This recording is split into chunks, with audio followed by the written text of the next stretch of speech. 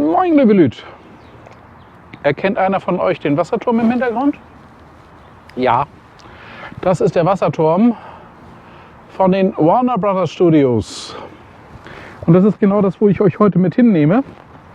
Auf die Studio-Tour von den Warner Brothers. Ich bin 2014 schon mal hier gewesen. Aber seitdem hat sich viel an der Ausstellung getan. Es ist vieles umgebaut worden. Die Ausstellung ist, würde ich mal sagen, wirkt sie jetzt im Vergleich wesentlich professioneller. Und wie das Ganze aussieht, das sehen wir uns jetzt zusammen nach dem Intro an.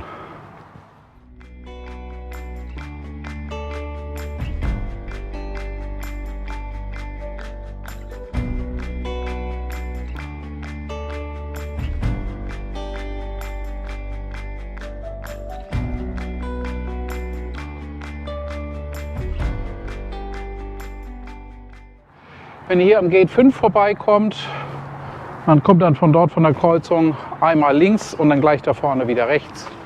Dann geht es ins Parkhaus rein und hier hinter sind bereits die Soundstages und da sind wir bei den Warner Brothers Studios zur Warner Brothers Studio Tour Hollywood. Da ist der Eingang, da ist die Hausnummer 3400. Wenn ihr das als Adresse eingebt, die ganze Ecke hier gehört zu Warner. Ne? Da drüben sind dann auch Verwaltungsgebäude von Warner. Aber da seid ihr dann richtig. Und ich zeige euch jetzt, was ich auf der Tour alles so erlebt habe, was ich so gesehen habe. Das eine oder andere, weil man soll auf der Tour ja nicht die ganze Zeit filmen. Also man soll eigentlich gar nicht filmen, man soll nur Fotos machen. Es ist photo-friendly. Aber irgendwie ist durch Zufall dann doch mal die eine oder andere Aufnahme mit reingerutscht. Welcome to the Warner Brothers Studio Tour. I'm Alexis. I'll be your tour guide for today. So, have any of you been here before, or is it your first time? First time. Been here before. Someone has been here, okay. When was that? 2014. Okay, cool. Film on the inside. So we're gonna go into a practical set in a little bit later. But facades, this one in particular, on the whole right side, is pretty interesting because it does have an interior, but it's more like a warehouse style building. So we did. Now for my Friends fans, on the left here in front of this black door where these stairs are, in the first season they placed a food cart in front of there, and that is where Phoebe found the thumb in her drink. You remember that scene? You also see Chandler chasing down Kathy on the left side of Hennessy Street. And she's on a run, she can't hear him, so he's shouting her name and he's stumbling over different pieces of set dressing that they placed here to make it look more like New York. Hallo, hier ist Zukunfts-Michael. Leider habe ich die Kamera, mit der ich einen Großteil der Kulissenstadt aufgenommen habe und auch die Soundstages von außen, am nächsten Tag bei meinem Ausflug in den Joshua Tree National Park verloren. Damit sind leider auch die Aufnahmen verloren gegangen. Ich ersetze das jetzt durch ein paar Aufnahmen, die ich auf meiner Tour 2014 bereits an derselben Stelle gemacht habe. Die Kulissenstadt ist im Wesentlichen unverändert. Natürlich wird sie immer wieder umdekoriert, aber die Funktionalität bleibt eigentlich so, wie sie ist. So ist zum Beispiel die Kirche, die ihr gleich in der Fotoserie seht, auch schon bei den Waltons aufgetreten. Also so lang stehen da einige von den Kulissen schon.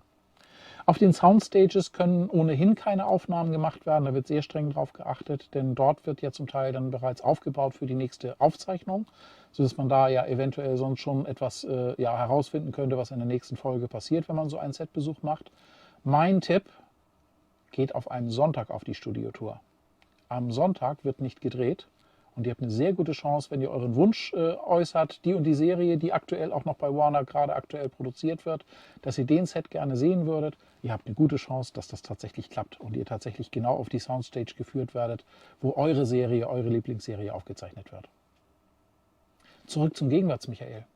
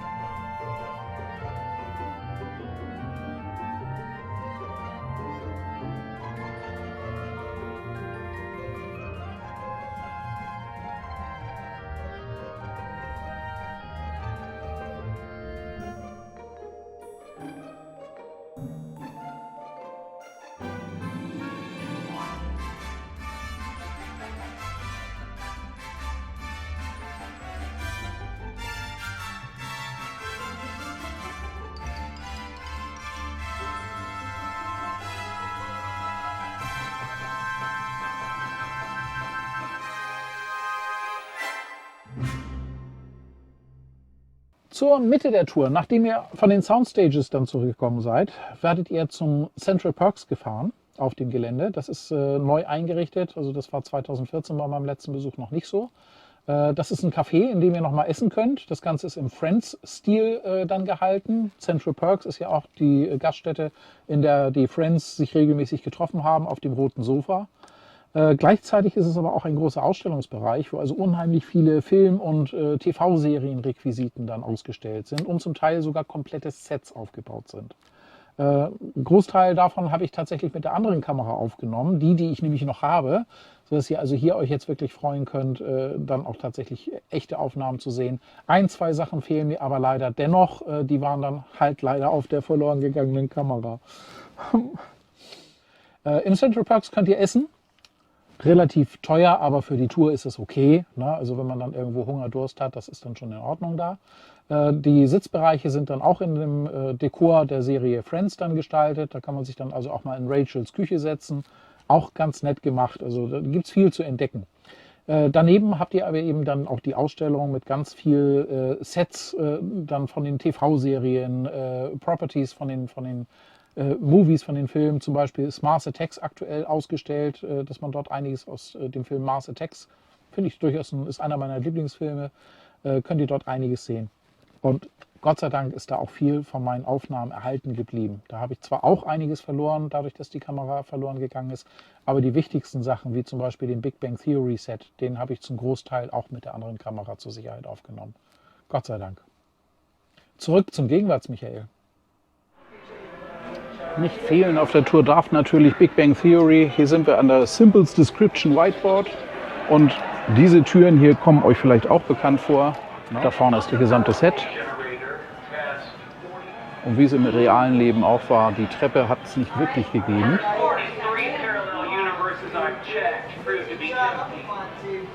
Weder nach oben noch nach unten. Und dass der Fahrstuhl kaputt war, war natürlich ein praktischer Einfall, weil sonst hätte man da noch ein bisschen mehr Probleme mit dem Einbau gehabt. Das berühmte Wohnzimmer mit Sheldon Spot. Ihr könnt es hier natürlich dann euch auch mit einem Foto-Opportunity dann gemütlich machen. Und da drüben haben wir dann auch nochmal aus der Big Bang Theory die Cafeteria. Da hat ja auch sehr, sehr viel stattgefunden. Mit Originalkostümen von Raj Kutrapali, gespielt von Kunal Nayyar, oder Howard Wolowitz, Simon Helberg als Schauspieler. Und Mayim Bialik mag ich besonders gerne als Amy Farrah Fowler. Der haben sie aber auch wirklich hässliche Kostüme verpasst. Ist eigentlich eine schöne Frau. Und nicht zu vergessen Green Lantern, Sheldon. Haley Cuoco als Penny und Melissa Rauch als Bernadette. Meine Güte, ist Bernadette in Wirklichkeit klein. Nur mal so als Größenvergleich. Die sind beide ziemlich klein. Das war ja der Running Gag, dass das Ding immer zu war. Und natürlich, wie könnte es anders sein? Penny, Penny, Penny. She won't open up. She's not coming. No. Knackharte Preise für die Fotos hier. Also ihr seht ja im Hintergrund bei mir gleich die Greenboxen, in denen ihr euch dann nochmal auf Harry Potters Besen oder auf dem Bat-Motorrad dann filmen lassen könnt. Ein Foto $25. Ein weiteres dazu nochmal $17 extra, wenn man alle Bilder haben will. Ich glaube, es waren $110. Ich habe mich dagegen entschieden. Es war mal ganz nice, aber das muss ich jetzt nicht unbedingt dafür ausgeben. Aber insgesamt ist die Show total toll.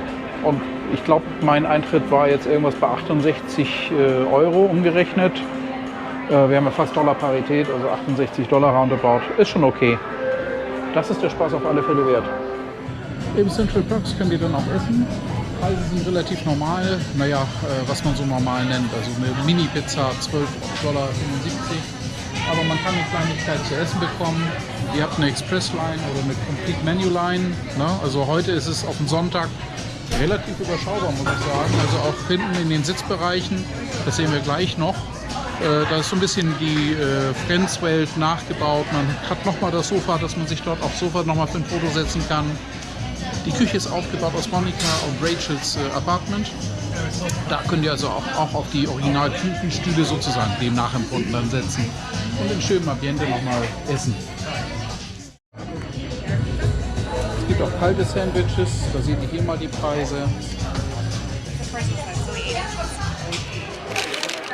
Ich habe mir ein Pizza, ja, Veg nennen sie das, also eine aufgerollte Pizza geholt.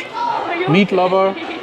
Es ist ehrlich gesagt von der Größe her genauso viel wie die normale Pizza und kostet 8,95 statt 12,95. Für mich als kleine Zwischenmahlzeit reicht das vollkommen aus. Ich esse euch schon wieder was vor. Immer noch ziemlich heiß.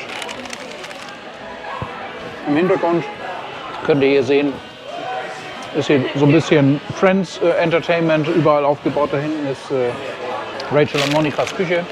Da wollte ich mich eigentlich gerne hinsetzen. Das ist aber momentan dauerbesetzt. Obwohl heute am Sonntagnachmittag so um roundabout 14 Uhr ist es hier relativ ruhig. Da kommt man also schon ganz gut durch, kommt gut ran. Auch die Ausstellung vorne, das ging alles super schnell alles. Das ist eine gute Empfehlung, sowas auf den Sonntag zu machen. Denn auf den Sonntag haben die Leute aus Los Angeles offensichtlich andere Sachen vor, als jetzt unbedingt hier durch die Warner Studio Tours zu gehen. Und dadurch, dass die Soundstages jetzt aktuell nicht in Nutzung sind, wir sind wirklich auf einer der Soundstages gewesen. Diesen Springbrunnen kennt ihr sicherlich aus dem Intro von Friends. Der ist jetzt das nächste Stück auf der Tour. Den kann man dann nämlich tatsächlich für eine Foto-Opportunity, den Original-Springbrunnen, und der ist heute auch an, dann tatsächlich besuchen. Ich mache jetzt noch mal mit euch eine Runde hier so ein bisschen durch das Friends-Dekor.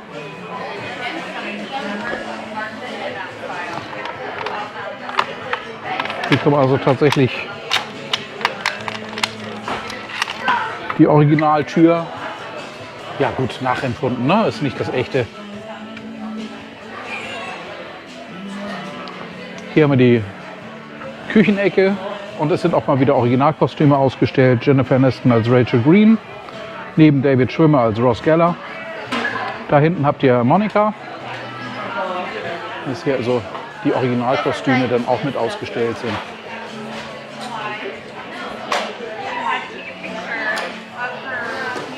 Courtney Cox als Monica Geller, Friends 1994 bis 2004. So lange ist das auch inzwischen schon her. Ja, wenn ihr hier Originalset-Fotos seht, im Hintergrund an der Wand. Wir haben sich also auch die Mühe gemacht, die Stühle hier nachzuempfinden, dass da dieselben Stühle, also der Art nach, dann stehen. Und da könnt ihr dann essen. In Rachels und Monikas Küche sozusagen. Ja, von hier aus geht es jetzt gleich weiter. Ich kann mir jetzt gleich ein neues Golfkart raussuchen. Aber ihr habt hier auch nochmal das Sofa. Da könnt ihr auch nochmal Foto-Opportunity dann haben. Hier haben wir auch Phoebe, die darf natürlich nicht fehlen. Lisa Kudrow hat mir eigentlich immer am besten gefallen in der Serie. Phoebe war so ein bisschen strange und das fand ich nice. Ja, der berühmte Armadillo ist hier auch als Kostüm ausgestellt. Das ist David Schwimmers Kostüm gewesen in einer Folge als Holiday Armadillo. In der Folge The One with the Holiday Armadillo. Und da ist das Kostüm. Ja, dann darf natürlich Joey und Chandlers Apartment nicht fehlen. Hier haben wir die Originalkostüme von Matt LeBlanc und Matthew Perry. Und diese Stühle hier haben auch eine gewisse Berühmtheit. Denn darauf haben Joey und Chandler ja immer Wettbewerbe im sich schnell hinlegen und Beinliege ausklappen dann ausprobiert und immer wieder gewonnen. Die sind echt gemütlich. Man kann also hier schön im Originalsetting sich dann mal auf so einen Stuhl pflanzen. An diese ganzen kleinen Details hat das Studio echt gedacht. Das ist auch tatsächlich ein Vorteil gegenüber einigen anderen Studiotouren, die ich mir angeguckt habe, dass man hier wirklich mit dem Originalzeug so ein bisschen mehr in Kontakt gebracht wird. Also das ist auch eine Geschichte, die ist komplett umgebaut seit 2014. 2014 war das alles in einem Raum zusammengefasst auf dem oberen Stockwerk und unten war dann entsprechend Batman konzentriert, aber nur Batman. Das ist hier alles neu gestaltet. New Chat ist da, dann haben wir das Flying Car direkt über uns hier und dann geht's in den Classroom für die Potions, den Potion Classroom. Da könnt ihr dann auch Fotos mit eurem eigenen Zaubertrank dann machen.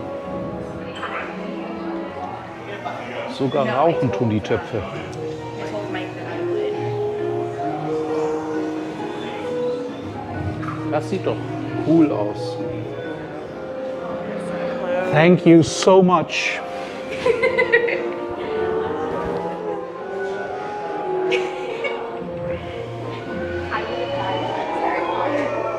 It's a small space. Not good. It's gotta be because that's the part you're supposed to be alone in there. You are Because nobody else was in there. No. So. You need a whole.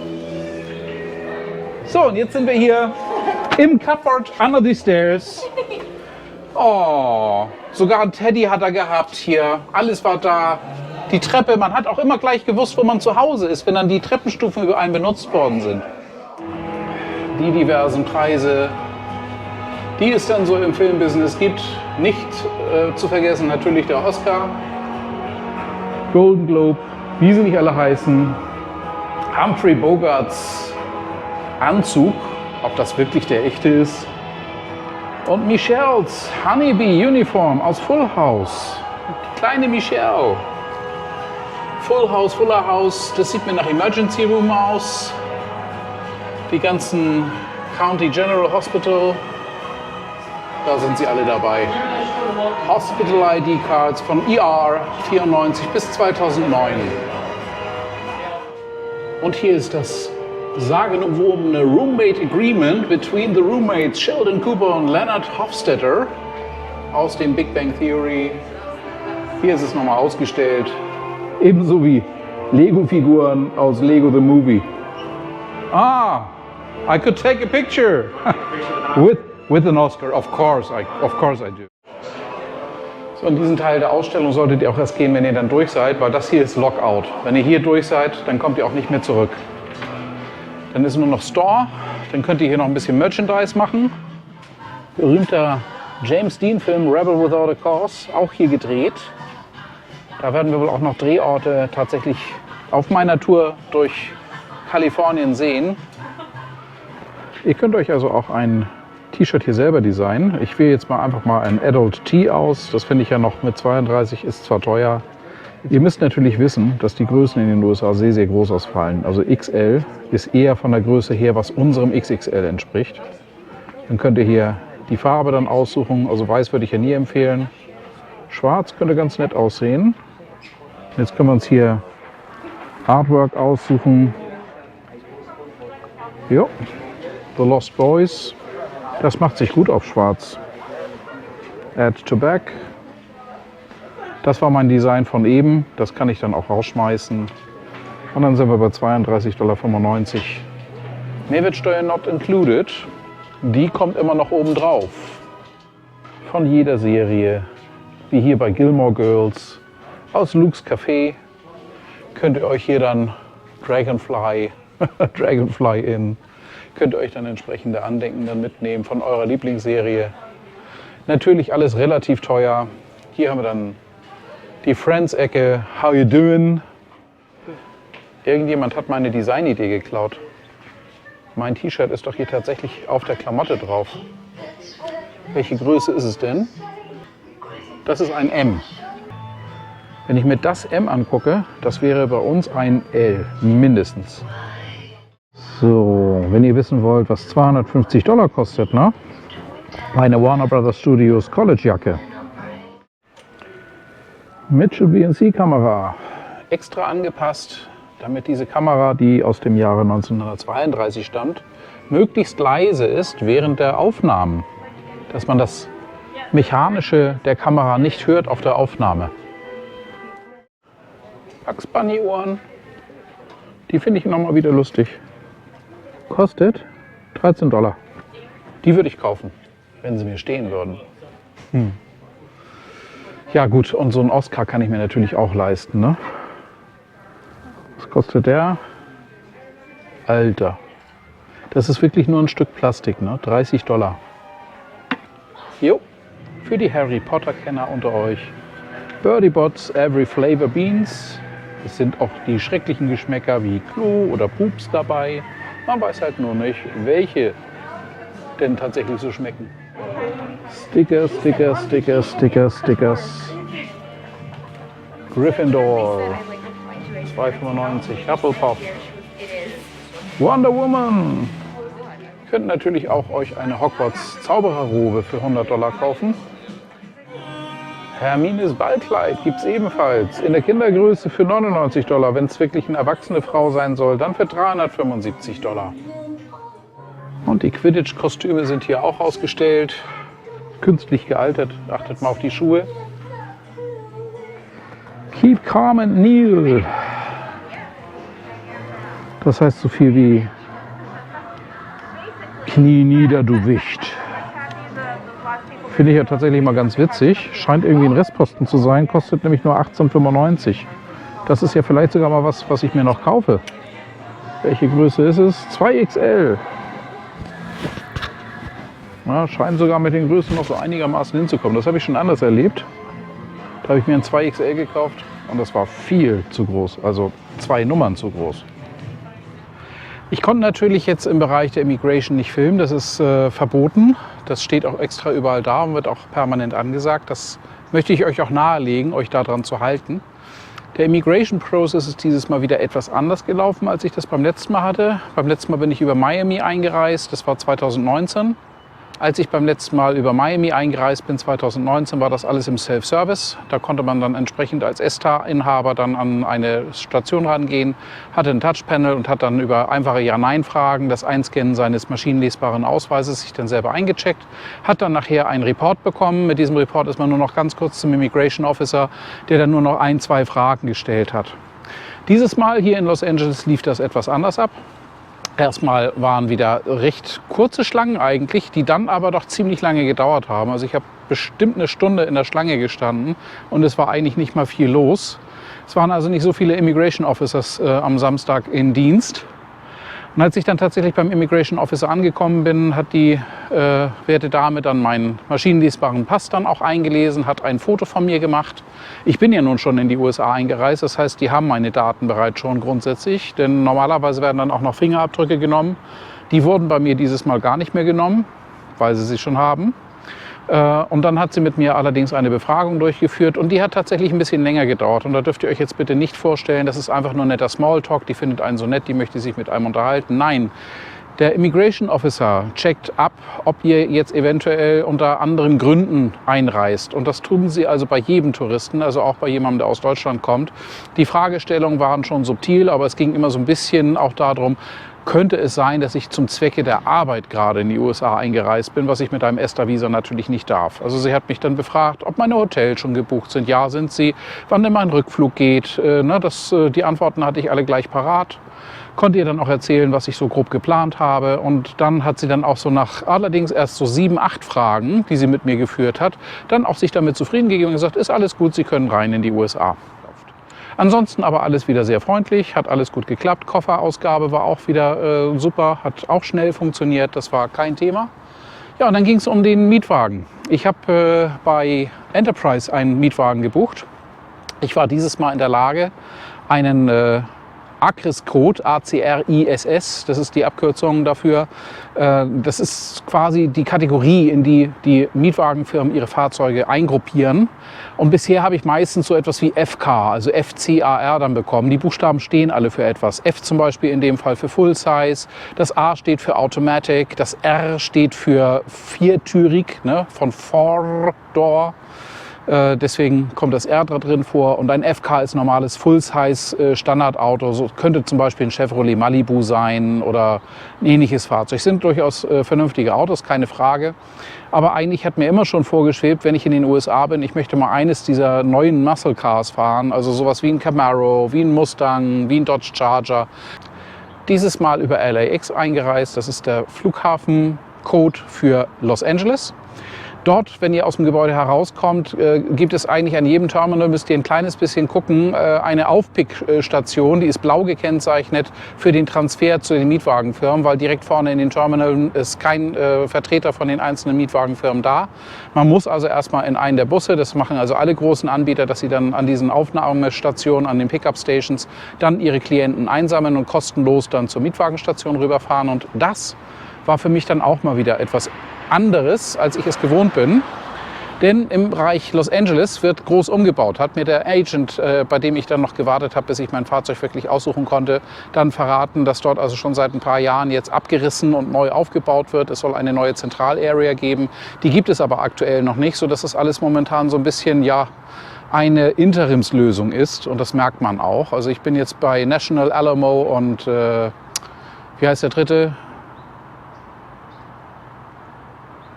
Und bei Enterprise gewesen. Ich bin jetzt bei der Mietwagenstation von Alamo, National und Enterprise gewesen. Bei anderen Ich bin bei der Mietwagenstation von Alamo, National und Enterprise gewesen. Bei den anderen Mietwagenstationen, die sind in unmittelbarer Nachbarschaft, sieht es aber grundsätzlich eigentlich genauso aus. Bei denen habe ich jetzt aber den Ausgabeprozess nicht sehen können. Gewohnt bin ich eigentlich ein Choiceline-Prinzip. Das heißt, man checkt sich vorne erstmal am Schalter ein, die ganzen Daten werden gecheckt. Manchmal wird einem noch versucht, eine zusätzliche Vollkaskoversicherung dann zu verkaufen. Das hat es dieses Mal bei mir gar nicht erst gegeben. Also es hat nicht mal der Versuch stattgefunden, mir etwas zu verkaufen. Denn auf meinem Ticket steht auch schon gleich drauf, ich habe über meinen Anbieter Vollkaskoschutz. Ich brauche keine zusätzliche Versicherung. Das hat dann auch gut geklappt. Dann, wenn man rausgeht zu den Fahrzeugen, bin ich eigentlich ein Choiceline-Prinzip gewöhnt. Das war auch beim letzten Mal 2019 in Miami noch so. Dieses Mal hier jetzt bei National Alamo und dann auch Enterprise kann ich es definitiv sagen. Bei den anderen vermute ich, wird es ähnlich sein. Ist es jetzt so, dass ihr oben dann auf dem Parkdeck, wo die Fahrzeuge stehen, dann eine Schlange habt der Kunden, die schon eingecheckt sind. Und die wird dann von Agents dann bearbeitet, die dann mit euch zu den Fahrzeugen gehen, euch dann die verschiedenen Fahrzeuge, die zur Auswahl stehen, dann erzählen. Mir wurde dann zum Beispiel auch noch ein Upgrade angeboten. Ich könnte auch gerne ein V8 statt eines V6 haben. Das würde dann ungefähr $35 extra pro Miettag kosten. Brauche ich gar nicht. Also ein V6 reicht vollkommen. Aber ich wollte ja ganz gerne mal ein amerikanisches Muscle Car fahren. Deswegen habe ich es diesmal geschafft, tatsächlich den Acris-Code zu bekommen. SSAR. S steht für Standard, das zweite S steht für Sport. Und dann A wie Automatik und R wie Four-Door. Es gibt eigentlich nur 3 Fahrzeuge in dieser Kategorie, die typischerweise angeboten werden. Das ist der Camaro, das ist der Dodge Charger und das ist der Ford Mustang. Hier haben wir also einen schönen Dodge Challenger. Das ist jetzt mein Mietwagen. Fährt sich wirklich schön, das Auto, muss ich sagen.